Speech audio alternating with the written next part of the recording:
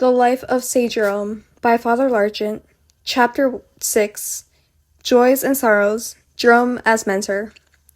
We have at last come to the end of this quarrel, which after agitating the life of the hermit, has left a painful impression even upon posterity. Saint Jerome's controversy with Saint Augustine, which will shortly be mentioned, was never as impassioned as his dispute with Rufinus, and ended in the interchange of mutual proofs of esteem, sympathy, and respect between the theologian of Hippo and the aged writer. The close of the 4th century was a period of mourning for Jerome. Paula's second daughter, Paulinia, died in 397, but it was not until 2 years later that Jerome wrote to Pamanagius, her bereaved husband, a letter which was both a letter of condolence and a funeral oration. He called himself a tardy consoler, serus consolator, without, however, giving any explanation for his delay. In this letter, which ends with the touching passage quoted below, he paid tribute not only to the departed Christian, but also to Paula, Eustochium, and Pamanagius. In concluding, he said, "I perceive that Blasilla is missing from your group and from my portrayal of it. I have almost forgotten to mention her who has gone before you to her God. From 5 you are reduced to 3, for 2 have been ravished by death. Blasilla and her sister Paulina sleep the sleep of peace, and you who survive them, standing between their graves, will soar to Christ on a lighter wing." The date of the letter which Jerome wrote to Letta, the wife of Paula's son Toxidus, may be placed somewhere between 398 and 400. Letta, who had more than once been disappointed in her hopes of maternity, at last gave birth to a daughter whose existence she believed due to the intercession of a martyr, and whom even before her birth she had dedicated to a religious life. The child was called Paula, after his grandmother. In one respect, the family into which Paula was born strongly resembled many of the present day. Letta had sprung, as Jerome reminded her when he wrote, "Tu es nata de impari matrimonio," from a mixed union, for although the daughter of a Christian, the daughter-in-law of a saint, and the wife of Toxidus, whom she had converted to Christianity, her father Albinus was a pagan pontiff. Today, with very rare exceptions, pagans and Christians do not intermarry, but in many families does not the more or less conscious rationalism, the theoretical or merely practical unbelief of the husband, or of the master of spirit, reminded us of the paganism of Albinus? Jerome describes in touching terms how the polytheist was influenced by the faith of those who surrounded him. It seems incredible that a grandchild of the pontiff Albinus should have owed its existence to a vow of its mother's, that it should list the Alleluia of the Christ in the presence of its delighted grandfather, and that the aged man should clasp one of God's virgins in his arms. Let us take courage. A pious and faithful household has converted its only infidel member, and Albinus, surrounded by a flock of Christian children and grandchildren, has already become a candidate for baptism. The child was still in its cradle when Letta and her friend Marcella wrote to Jerome asking him for some suggestions for its education. In certain ways, the letter which Jerome sent in answer may be considered a treatise upon the education of girls, always taking into consideration that it was originally written for a Roman patriarch and maiden of the 5th century, a child who was dedicated to a religious life by the most earnest vows. Jerome did not wish to deprive Paula of the affection of her family. "May her grandfather," he said, "hold her in his arms. May she know her father by his smile. May she be gentle to all, so that her relations may rejoice at having been the stem of such a rose." Yet at the same time, he early subjected her to a training, and sketched for her a plan of study, without, however, causing her to neglect the more modest tasks inherent upon her sex, which many women of the present day, even those to whom Manager Dupenloup just dedicated his famous pamphlet, Studious and Learned Women, would consider the most severe. In this letter, the austere tutor did not even mention the pagan authors which Rufinus accused him of continually quoting in his letters to women and young girls. But as Father Charles Daniel observed, it was no longer a question of classical studies. The only works which the child was to be allowed to study when she should be of an age to understand them, with sacred ones and the books of the authorized expounders of tradition. Let her first study the Psalms, then model her life from the Proverbs of Solomon. Let the books of Ecclesiastes teach her to despise the world, and let her seek lessons of patience and fortitude in Job. She should then pass on to the gospel, which she should ever keep open before her, and her heart should be impregnated with the words of the Acts of the Apostles and the Epistles. Jerome then indicated the order in which Paula was to read the other portions of the scripture as a prudent censor of omitting the Apocrypha with its false titles and unorthodox doctrine, and as a careful theologian showing the young Christian maiden from which ecclesiastical authors she could draw the most irreproachable doctrine. The authors whom he mentioned were those whom unconsciously he emulated or rivaled. She should always keep the treatises of Cyprian near at hand. She may safely peruse the letters of Athanasius and the book of Hilary. Give her full access to the works of these great geniuses, for her faith and her piety cannot be injured by such reading. The recluse was troubled by one misgiving. Was it possible for Letta, who no doubt led a pious life, yet lived in Rome amid worldly surroundings, to bring up her daughter according to such a system of education? The child should be removed from the perils of Rome. Send her, he wrote, to her grandmother and her aunt. Place the rare pearl in Mary's cave in the manger where the infant Jesus lay. Nurture her in the covenant amid choirs of virgins, that she may be ignorant of the world and live the life of an angel. Confide this child, whose very wails are prayers to thee, to Ecustocium. Confide Paula to her, so that she may imitate and inherit her saintliness. Let her see and love, and admire from her earliest childhood, the woman whose speech, deportment, and bearings are lessons in virtue. Let her be rocked in the arms of her grandmother, who will do for her all that she did for her own child, and who through long experience has learned the art of bringing up, instructing, and guarding virgins. The instincts of paternal love and solitude latent in the soul of the aged saint seem to have been awakened. He has to be allowed some share, no matter how humble, in the child's education. If you send me Paula, he said, I promise to become her tutor and her nurse. I will carry her upon my shoulders and, old man that I am, hold lisping intercourse with her. Prouder of my occupation than ever Asriel was of his. For I shall be forming the character, not of King of Macedonia, destined to perish by poison at Babylon, but of a handmaid and a bride of Christ, an inheritor of the kingdom of heaven.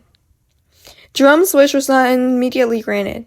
There came a day, however, when the youthful Paula joined her aunt, whom she survived at the convent of Bethlehem, where she too was submitted to the abominable persecutions of the Pelagians.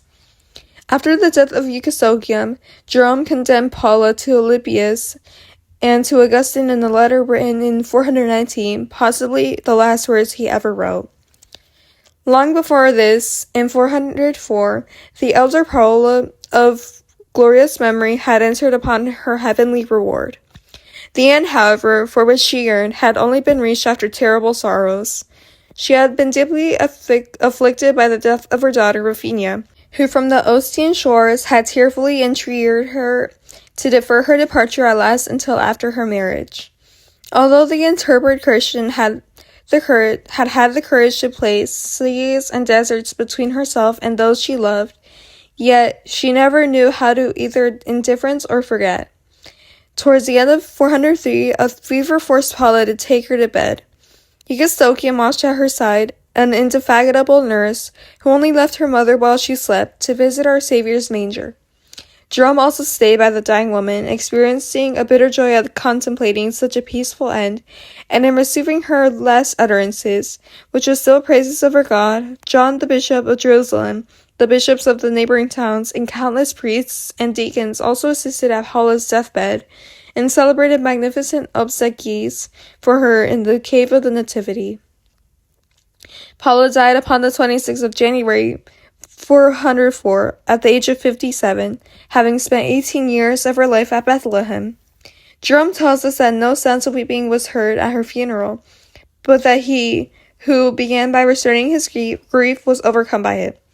The death of the saintly and venerable Paula, he wrote Theophilus a few months later, has so completely prostrated me that until today I have translated nothing from the holy books.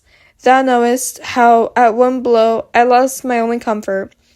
In the preface to his translation of the monastic rules of St. Pacomenius, he makes a similar confession.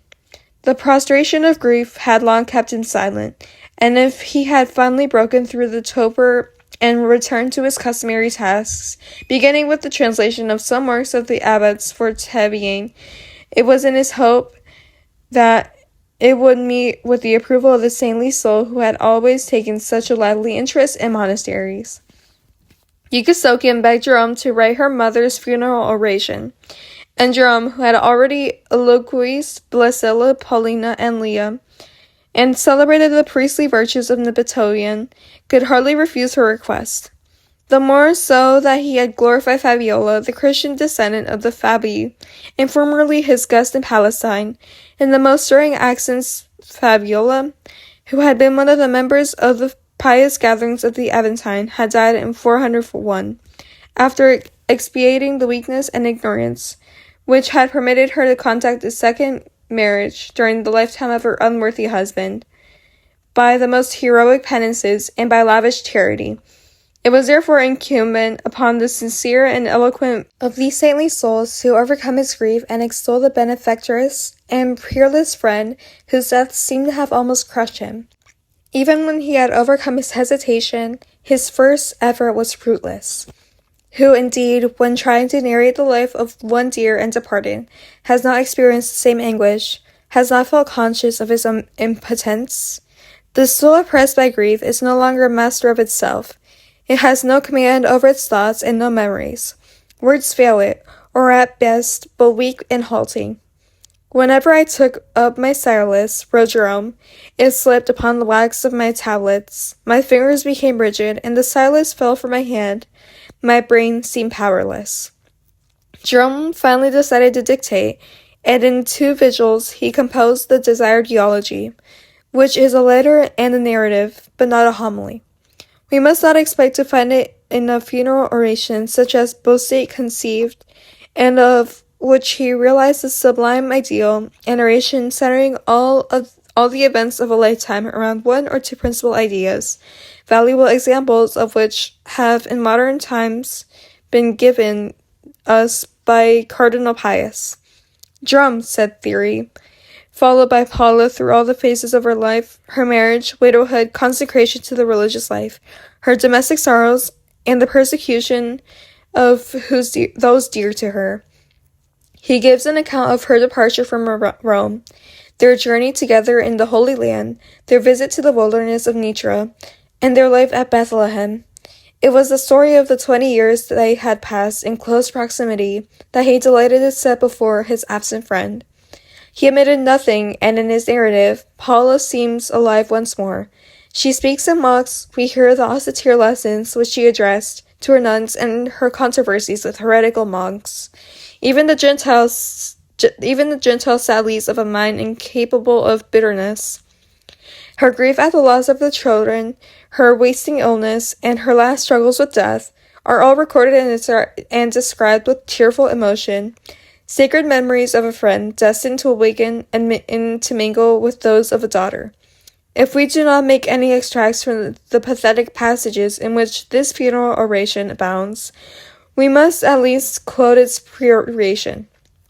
I call the Lord to witness, said Jerome, that Paula has not only left her daughter completely destitute, but she has left her many debts, and what is even worse, a multitude of brothers and sisters, whom it is next to impossible to feed, and whom it would be wicked to turn away. Was there ever such an example of virtue? A woman of the highest breeding, and formerly extremely wealthy, so impoverished by her own faith and charity that she almost reduced herself to starvation. Fear not, Eustochium, for the Lord is thine inheritance, and in the greatest inheritance of all, thy share is large. Now that thy mother has been crowned by a long martyrdom, thy cup of joy is full. It is not the shedding of blood which alone constitutes a martyrdom. The faithful bondage of a soul wholly consecrated to God is a daily martyrdom, and the crown for which is woven of lilies, while the crown of the bleeding martyr is woven of roses and violets. To those who have conquered, be it in peace, be it in war, the same reward is given. Like Abraham of old, thy mother heard a voice, saying, Get thee out of thy country, and from thy kindred, and from thy father's house unto a land that I will show thee. She heard the command which Jeremiah gave in the name of God. Flee out of the midst of Babylon, and deliver every man his soul, and faithful until the end. She never returned to Cholita, never yearned for the tainted pleasures of Egypt, but accompanied by the choir of virgins, she went to inhabit the birthplace of her Lord. From her lowly home in Bethlehem, raising her voice to heaven, she cried to God, as did Ruth to Naomi, Thy people are my people, and thy God shall be my God. Farewell, O Paula, may thy prayers support the declining years of him who reverses you. Thy faith and thy good works have gained thee access to Christ. Once admitted to his presence, thy prayers will be more surely heard. In the passage we have just quoted, Jerome made a slight allusion to the monks and the nuns which Paula's death has left so destitute. Providence, however, continued to watch over the covenants at Bethlehem. We already know how Jerome sold the last remnants of his patrimony in order to support his monks. And Eustochium, brave and generous as her mother has been, was soon joined by Paula, who, obedient to Jerome's bidding and to the supreme wish of her grandmother, brought ample funds to the nuns whose life she had come to share. Thank you for joining me on this 6th chapter of the life of St. Jerome. I hope all of you have a great day, and may God bless you all. Until next time.